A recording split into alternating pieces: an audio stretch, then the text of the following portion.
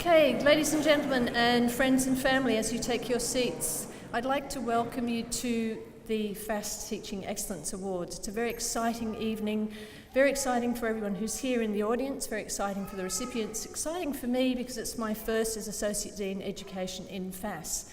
So I'm rather, as I said, excited, a little bit bubbly, a little bit nervous. You're all a long way away, which is a bit of a shame because as Tanya has been busily organising this, we've been saying to each other, it's a night where we want to celebrate and we want to make it in a friendly kind of context. So babies are very welcome and do not need to have to take a walk. And in fact, if they need to come centre stage for photos, that's completely fine too. So it is an evening that we'd like to welcome you, but before we break into the ceremony proper, I'd like to acknowledge the land that we're on.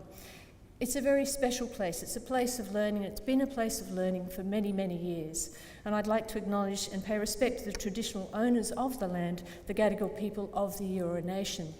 I think it's particularly significant that we are celebrating education in sense of learning and teaching, the leadership that we have amongst us from our young colleagues, from our tutors, all the way through to our senior academics and beyond.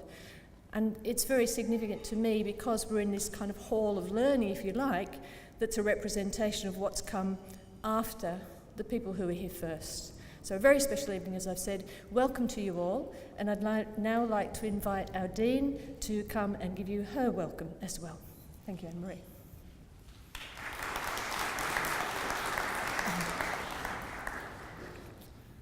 Thanks, Alison, and thank you all for turning out this afternoon. I have to say I didn't really expect as I rushed along from my office to find myself in the middle of a cheese and fruit platter, sparkling wine, jazz trio kind of event, and I thought Monday afternoon it must be the Faculty of Arts and Social Sciences. It's great to put such a nice celebratory wrap around Teaching Excellence Awards in the faculty. I have to say, I think we're also able to drink and listen to the jazz trio again after the awards, so please hang around, socialise and catch up with friends. I just wanted to say that I think that outside the fairly limited opportunities for team teaching, we often have very little understanding of what our colleagues are doing in their classrooms, and they also reciprocally have very little idea of what we might be doing in ours.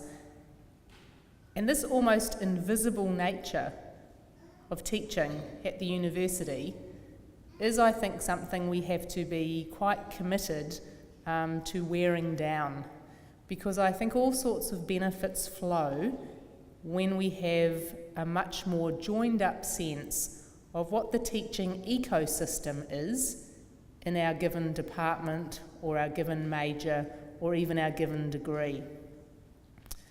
Even if we have, some of us, grown accustomed to having a kind of individualised relation to teaching and having a sense that that's a private space, or at least a space that we share with students but not so readily with colleagues, then I think we run the risk of not disseminating good practice swiftly enough, of not being open enough to changes and innovations in teaching style and delivery.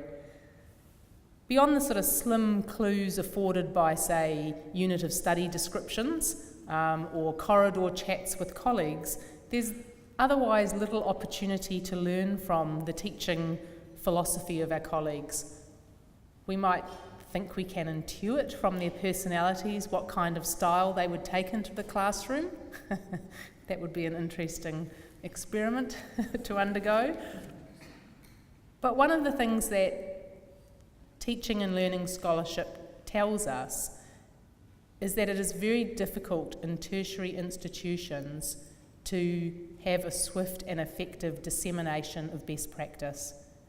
So what this tells us, that although we have individual innovators, and we have got many of them here this afternoon, individual teachers who shine in their classrooms, and again we will be congratulating a lot of them this afternoon, there's not a collective ownership and sense of what that is. We often don't know what technological innovations our colleagues are using in their classrooms. We don't necessarily know what their assessment design is. We don't know of their successes and failures in any kind of collective way. And I'm going to kind of urge us as a group to think about how we could alter this, to think about how in the regular day-to-day lives of our departments, teaching might be understood less as a privatised sort of veil of, privacy than a shared engagement with our students, especially as we're about to move in 2018 into a process of curriculum mapping, not at the level of the unit of study, but minimally at the level of the major and possibly even at the level of the degree. Now, this is kind of a sensible thing to do if instead of taking the shy, publicity quailing academic as our point of reference, we take the student as our point of reference. Surely it makes sense for us to be able to say, as members of Department X or custodians of Major Y, that we want our student to have a very guaranteed teaching and learning encounter as he or she makes their way through the program of study. And if we hold on to our individual units of study in a privatised way, we can't enable that knowledge to have a firm footing in our department or major. So I think it's becoming really important that we own our teaching environments collectively, that we understand where our individual teaching fits into the overall student experience, which is, as I say, not really structured by unit of study, but by major or even by degree. And it occurs to me that Teaching Excellence Awards and the kind of celebratory opportunity to come together as a group like this and sit in the august, surrounds of the McLaurin Hall and take an hour of a Monday afternoon to really celebrate our colleagues' performance is one way of affording visibility to individual teachers and their modes of teaching. And more importantly, I think, it's a way of socialising the value of what those individual teachers are doing. For that reason, I'm really heartened to see that 5 of our colleagues have agreed today, towards the end of our ceremony, to briefly reflect on their own teaching practices in relation to effective student learning. And I urge all of us, academic colleagues and student tutors alike, to return to departments and majors with a renewed sense that if you don't feel like you've got a kind of a bird's eye perspective across your major, if you don't understand how your part of teaching fits into what the major is delivering for the student experience, you probably need urgently a kind of a half-day departmental teaching retreat where you sit down and ask each other some, apposite questions about what is the student experience you are guaranteeing. And we would be doing that off the back of an incredibly strong, innovative teaching performance, such as the style we celebrate this afternoon. So with that sort of part celebration and part, rallying call to action, let's move to the awards part of our ceremony, which I think involves me coming and standing mysteriously in front of this screen. You too. Okay. Thank you, Anna-Marie. You'll see that there's a very large space in front of the screen, so partly the large space is there so that if there are a number of photographers who wish to take photos alongside the official photographer, please feel free to scurry up alongside, preferably not in front, but it's a great. Okay, so I'm very pleased that Anna-Marie mentioned the concept of making connections across our learning and teaching, because that is so important to us. And in fact, I forgot to mention before, this is the first time that we have had Education Social Work Teaching Excellence Awards as well as the rest of the FASS schools, so it's a double extra connection that we have to make tonight. All right, so with no further ado, the first set of awards are called the Dean's Citation for Excellence in Tutorials. Now I'm going to list the names of everyone who's won the award, but unfortunately not all our recipients can be here tonight. So our first recipient is Ella Collins-White from SLAM, cannot be here tonight, but we congratulate her in her absence. Similarly, our second awardee, Alex Cubis from SLAM, unfortunately cannot be here tonight. Congratulations, Alex. All right, but our third one, I hope we have the real live Carla Elias from SLAM ready to receive. Fantastic, the Dean's Citation for Excellence in Tutorials.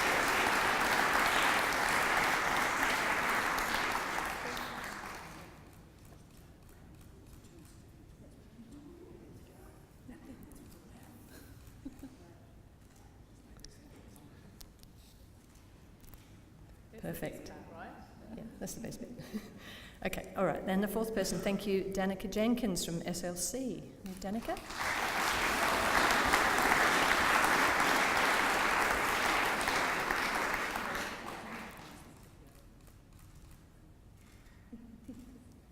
Brilliant, thank you. Great photos coming up. Michael Ledbetter from SLC.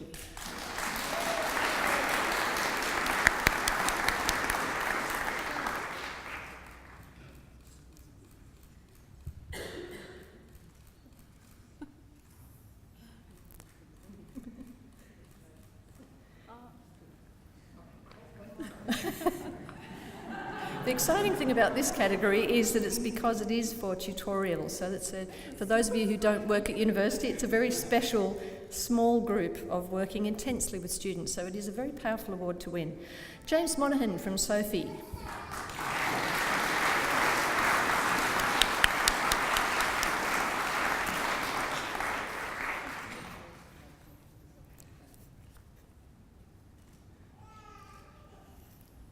Fabulous, thank you. Wyatt Moss Wellington from SLAM.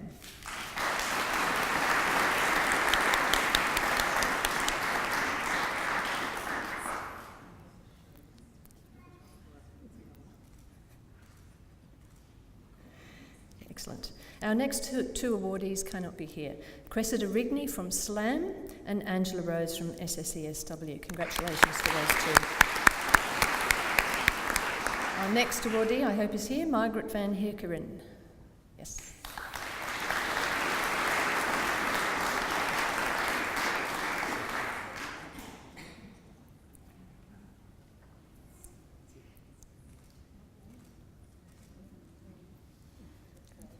And finally in this category, Peter Wasson from SSESW.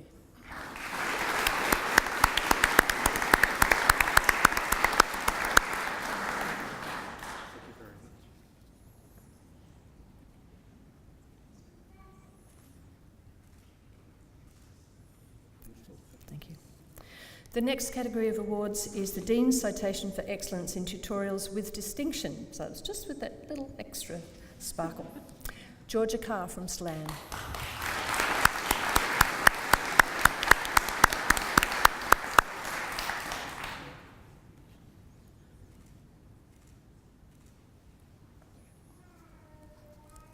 And next would be James Goulding from SSESW.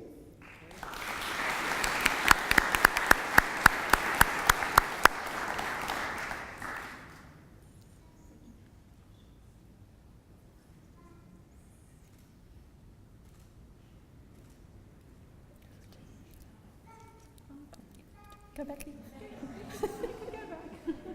Smooth. While they're doing that, I'll announce the next one who can't be here either, unfortunately, who's Miss Holly Peach from Sophie. So congratulations, Sophie. Okay, our next awardee is Mr. Tim Smart from Sophie.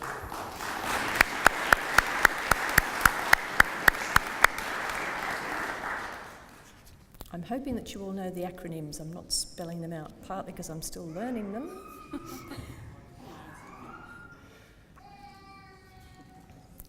The awardees are from across all the schools, so just in case you didn't know. And the final one from this category is Alex Terming from Sophie.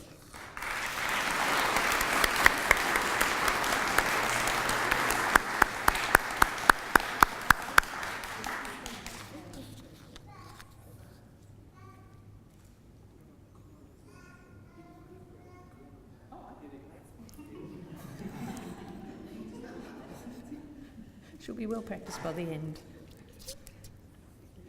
Great, thank you. So that's Tutors Awards. Congratulations to all of them.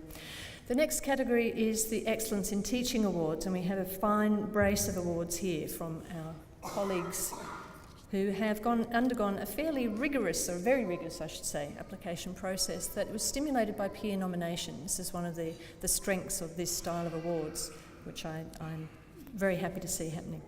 The first person in this list is Mr. Gareth Bryant from SSPS.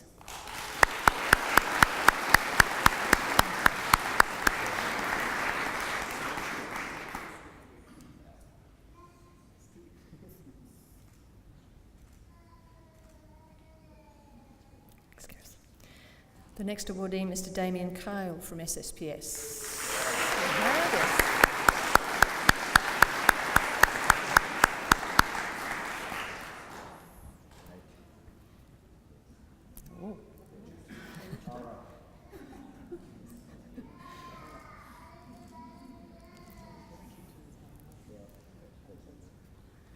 Okay, our next awardee, Mr. Mark de Velitas, is late-breaking news, is unable to be with us tonight. Our next person who I hope is here is Amanda Elliott, SSPS. Yes.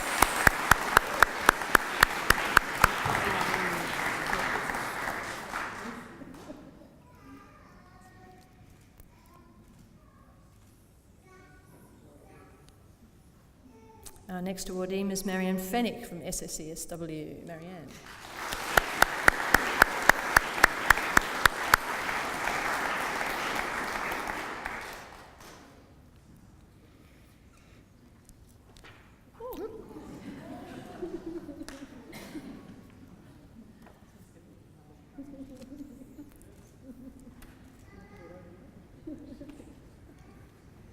And next, Mr. Hugh Griffiths from SLAM.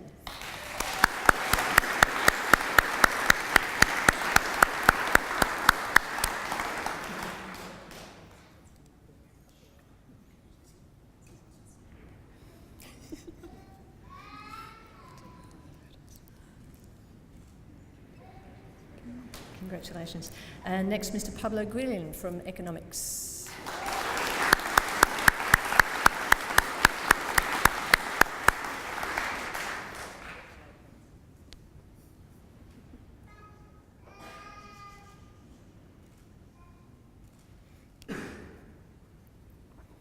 Miranda Johnson from Sophie.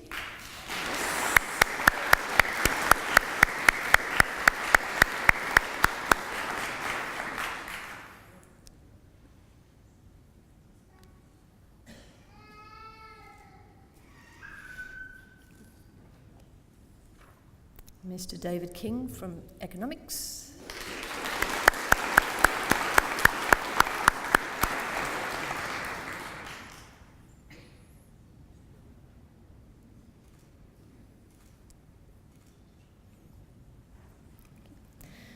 Guy Redden from Sophie.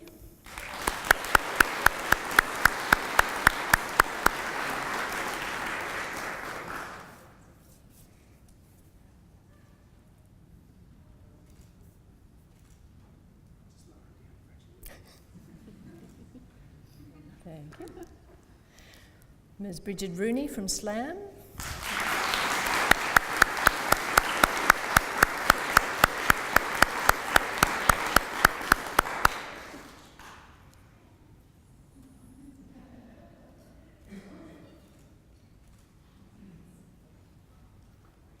Ms. Jen Scott Curwood from SSESW. Jen, yes.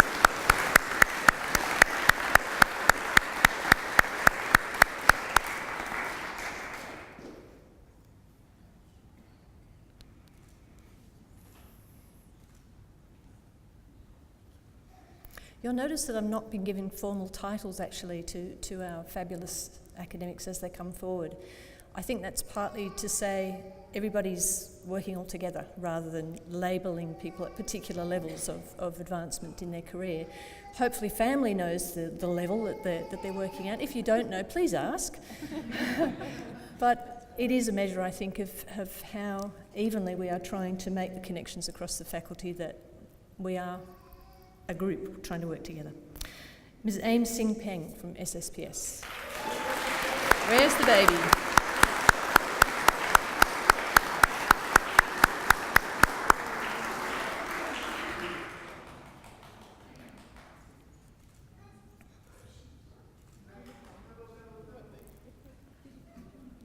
Yes, please. It's a family event.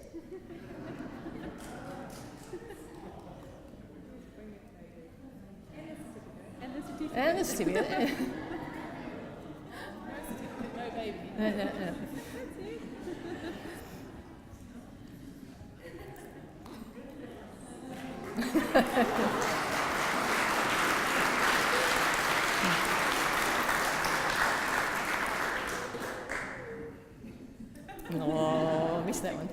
That's just to prove that we like to start them young and we don't like to let anyone go. Alrighty, Mr. Rodney Smith from SSPS.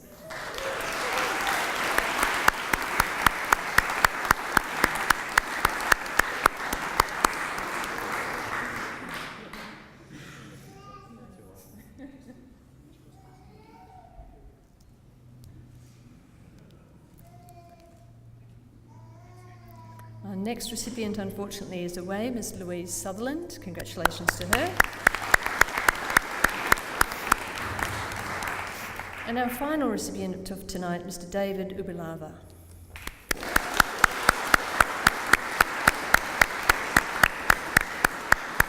From Economics.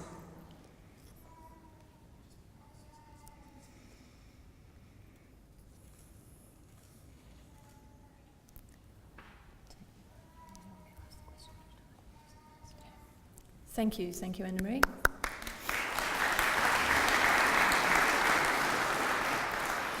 Okay, so as Anna-Marie mentioned, we decided that we would ask 5 of our recipients to speak to us tonight. Just briefly, no PowerPoint slides, you'll notice there is no screen.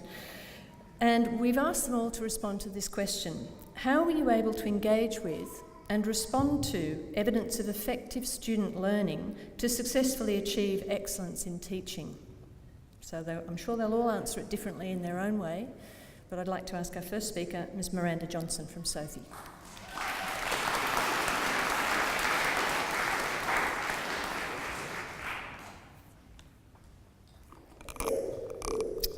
Tēnā koutou katoa.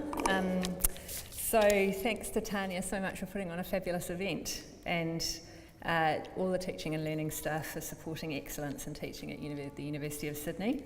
Many thanks to the colleagues and students who nominated me for this award, particularly Mike McDonnell, a previous recipient, my wonderful colleagues in the History Department who take teaching so very seriously, our Chair of Department, Chris Hilliard, who's leading us into exciting new terrain. And I'd also like to give special thanks to Jude Philp, the Senior Curator at the Macleay Museum, who inspired the idea for the unit for which I've won this award that I taught in semester 1, which is an object-based unit around tapa practice in the Pacific and in Pitcairn Island in particular. So I see the classroom, particularly at the moment in the context of various kinds of culture wars and political fractiousness, as a precious and fragile space. And I think for me it's really important to help students find their own voice, establish their confidence and sense of authority in the classroom. One of the things I did in the unit for which I've been awarded this prize was develop assessment and evaluation criteria together with the students. It was an unusual unit. We were trying to develop a digital history exhibition for use by Year 10 students around the country who are interested in Pacific history.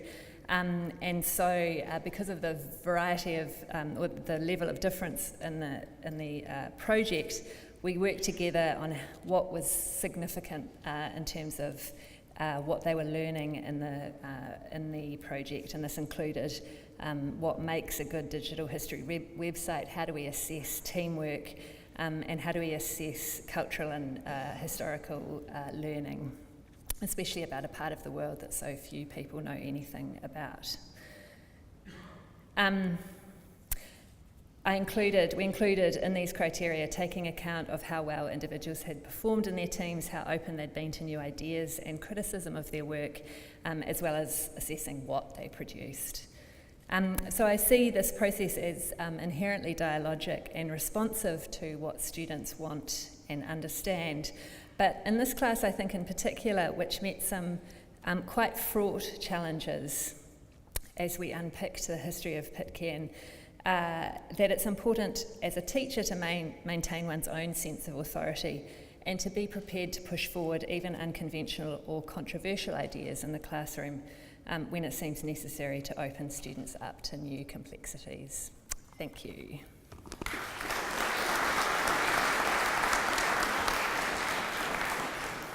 Thank you, Miranda. I love the fact that you used the word dialogic, because you're opening up that space here to address the challenges with the students. It's fantastic. Thank you. Rodney Smith is our next person to come to speak, to talk about his practice. Thank you, Rodney.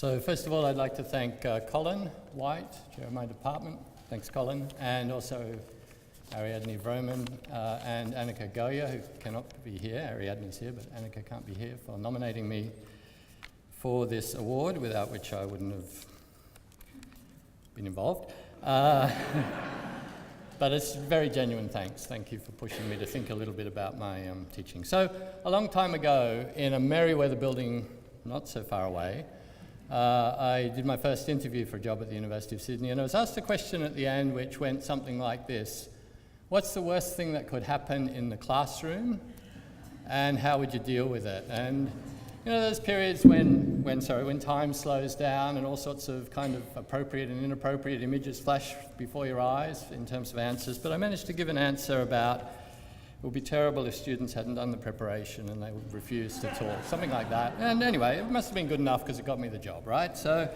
but then thinking about tonight's question that we've been asked to address, it seems to me it's kind of an answer to that question, because it's about the feedback that students give to us. And they give it to us in all sorts of different ways that we may or may not recognise. And so I guess my message tonight is to think about, or this evening, is to think about ways in which we might recognise some of the feedback that students are giving us, and to perhaps build it in a bit more into other aspects of our teaching in a day-to-day way, rather than waiting for the dreaded unit of study evaluations at the end of the semester. So here are 3 quick examples which may or may not work. They're not particularly innovative in the sense that I tend to steal all of my best ideas from other academics and don't tend to acknowledge them in the classroom, so if it works, it's my skills. If it doesn't work, well, best left unsaid.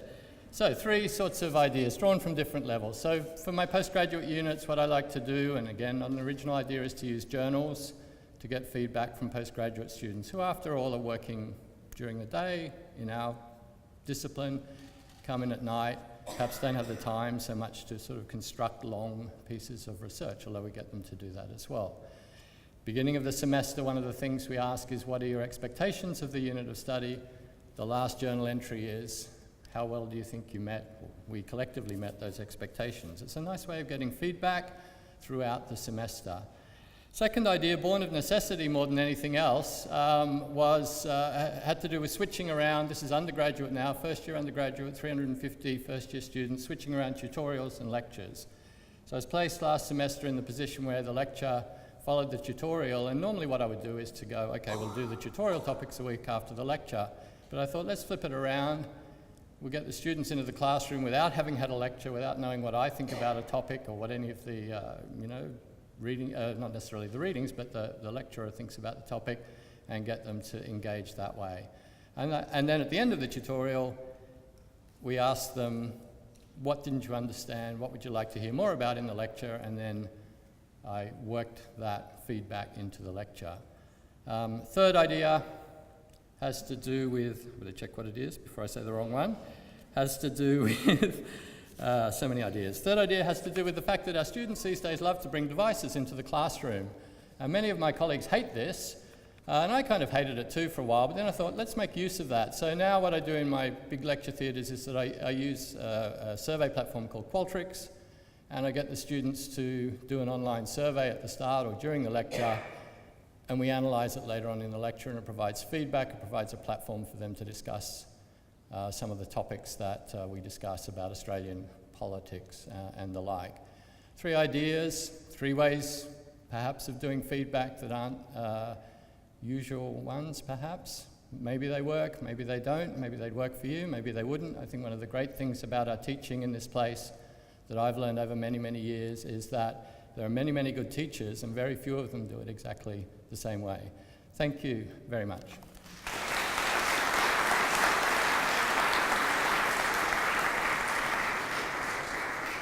Thank you, Rodney. And like all good teachers, you know how to tell a good tale. Good starting in that way. I love that one. The building not so far away. And of course, raising that topic dear to our heart of closing the loop. Everybody knows that one. All right, our next speaker, Ms. Jen Scott-Curwood. Where are you, Jen? Thank you.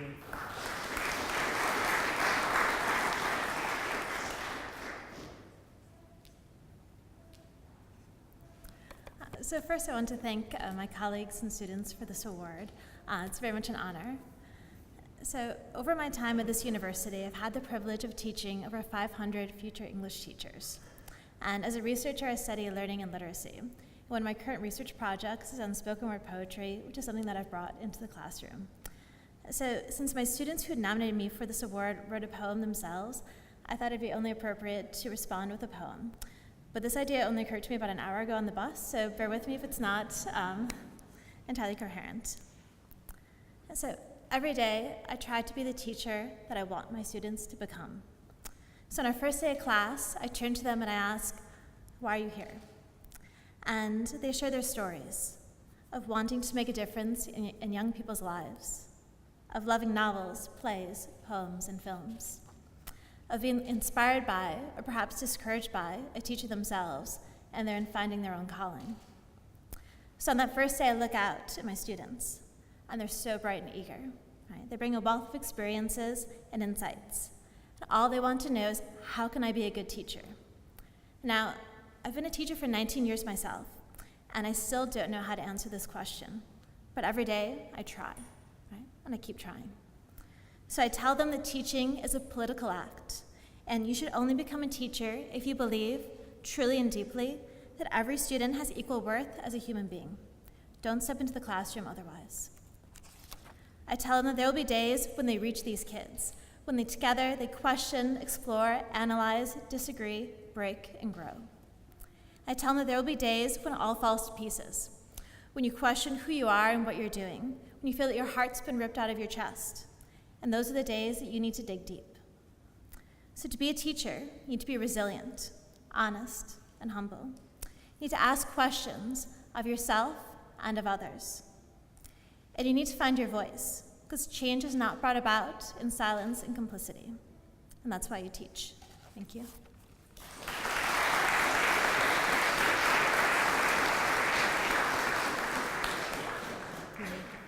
I'm loving this. Each one is just giving me a little gem. Jen in particular just now, the fact of her living her own practice. That as teachers, we should never ask our students to do something that we're not prepared to do. So thank you, Jen, for sharing that with us. Your voice is absolutely apt for tonight. Thank you.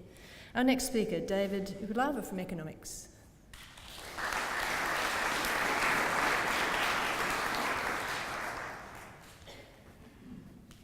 First of all, let me thank my colleagues for nominating me, my students for their commendations, and the committee for their time and the decision. I also would like to use this opportunity to congratulate all of you, the award recipients. So what's so unique about my teaching? The answer might disappoint you. I never try my teaching to be unique. If anything, I try to be similar to some of the best experiences I've had as a student. So as a teacher, particularly as a supervisor, I always try to mimic my professors who greatly shaped my teaching philosophy. My teaching is based on 3 key fundamentals.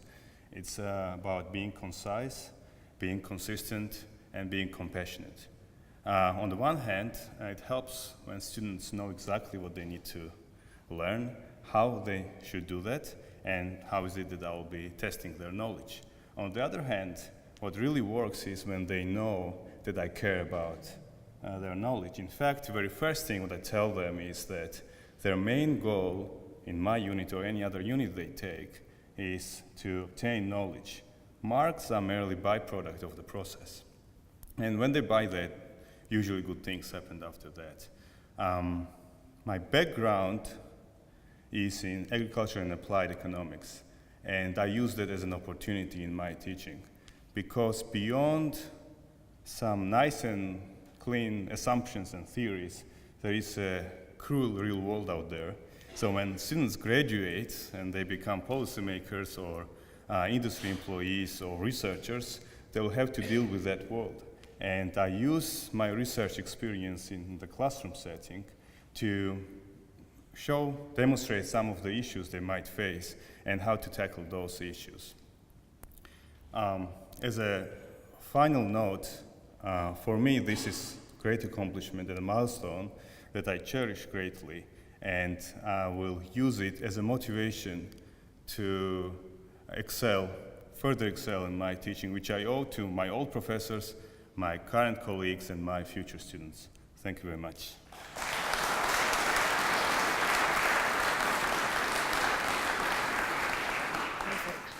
What a wonderful reminder that we teach students who are whole beings and not just the exam marks of one part of their brain. Thank you for reminding us of that.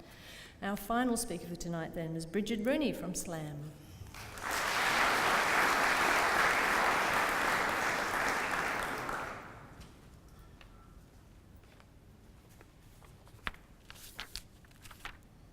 Well, first of all, I must thank those who nominated me, Robert Dixon, Peter Kirkpatrick, my wonderful colleagues in Australian literature, and Liam Semler, who's overseas at the moment, wonderful Department of English colleague. And I also want to thank the Teaching and Learning Committee very much for today. I understand what a lot of work it involves.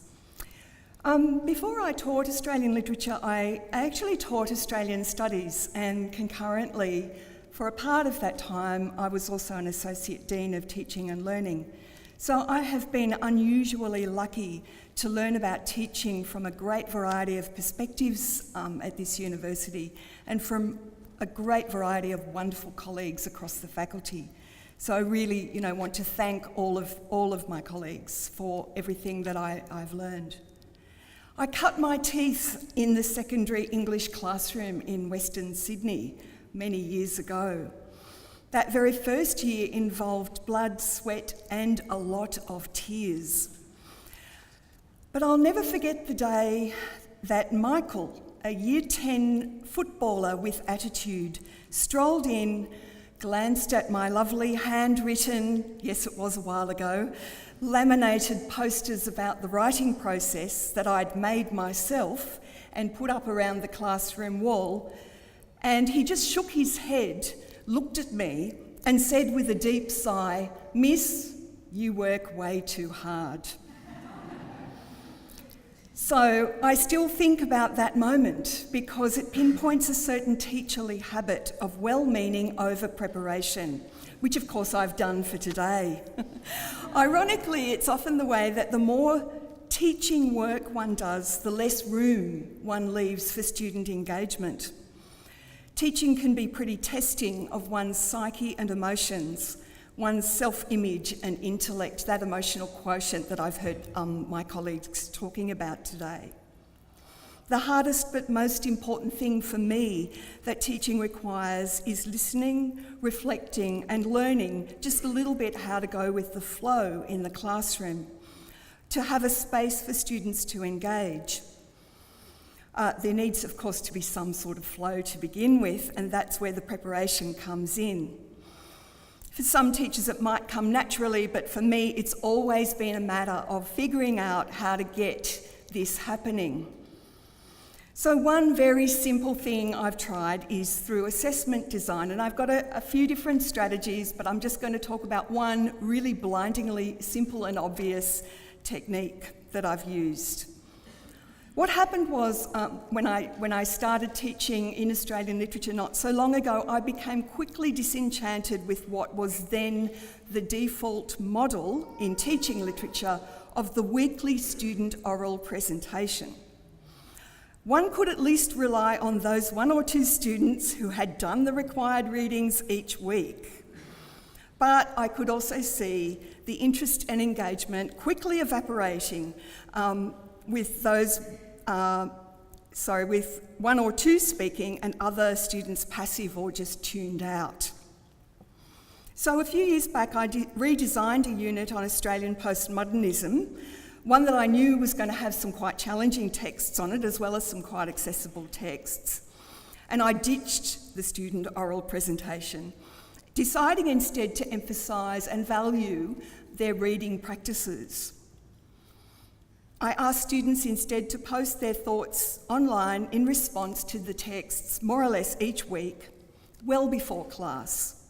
It was a ridiculously simple adjustment, but it made a huge difference. It's not just that the student feedback on the surveys was really positive, but tutorial discussion felt good, it came alive. because most students had had a good crack at reading even the most difficult texts. They'd thought about them, and this lifted the quality and the pleasure of classroom discussion and, I believe, learning. That was a few years back, and now I'm happy to say, and I'm thinking about Anna Marie's talk about the collectivity of a department. Now I think I'm far from alone in trying these innovative approaches. I must acknowledge my colleagues in Australian Literature and the English department, including my fellow awardee, Hugh Griffith, as well as the team of colleagues led currently by Isabel Hess, one of our great new colleagues, who are currently trialling lots of ways to use digital media in the teaching of literature and writing. So I really mean it when I say that I share this award with my colleagues and my students who continue to inspire and teach me so much. Thank you.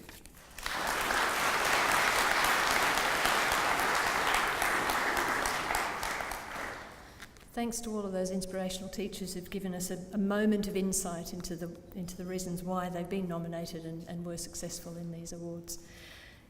What was interesting to me was to reflect on the way they were speaking about not only what they teach and who they teach and where they teach, but how crucial it is to make on-the-spot decisions as you teach in reflection and response to the students that they work with. So congratulations to all those 5 people again. Okay, and that's actually the end of the formal procedures, so we managed to do that quite nicely, but there are a few thanks that I'd like to make. First and foremost, actually, I would like us all to thank in great detail Ms. Tanya de Oliveris for her excellent managerial. If it wasn't for Tanya, a lot of things wouldn't be happening, so I'm very grateful for her assistance. I would also like to pay my thanks to the heads of school who perhaps were behind some of the nominations, because I know it's quite a lot of work to write the nominations, and reading them it's just a joy to find out about the colleagues, and it's a shame you didn't get to see all that information, but I did, and therefore I get to know a lot about them. I'd also like to say thank you to those who served on the panel, and a special mention to Alex Lefebvre, who stood in as me. Alex, if you give it away, there he is, stood in for me as acting dean. Thank you, Alex. And Tanya was on the panel also, and Amani Bell and a couple of other fabulous colleagues. So that was a really amazing event to organise and fabulous people to hear from. Just a couple of follow-up comments. We formally would like to ask the groups to stay back to have photos at the front here. So before the people who've won awards go and run and get more champagne and things to eat, if you wouldn't mind staying out the front here to have your photos taken again, and also those who've won the Dean's citations, you need to collect something from Tanya, so if those people could stay. But aside from that, if we could just thank the Dean one more time for a very fabulous opening speech. Thank you, Anne-Marie. And excellent standing on the spot. I don't know if you noticed, but she knows the right spot to stand and found the sweet spot in the carpet. So thanks to you all for coming. Please enjoy the evening and congratulate your friends and family.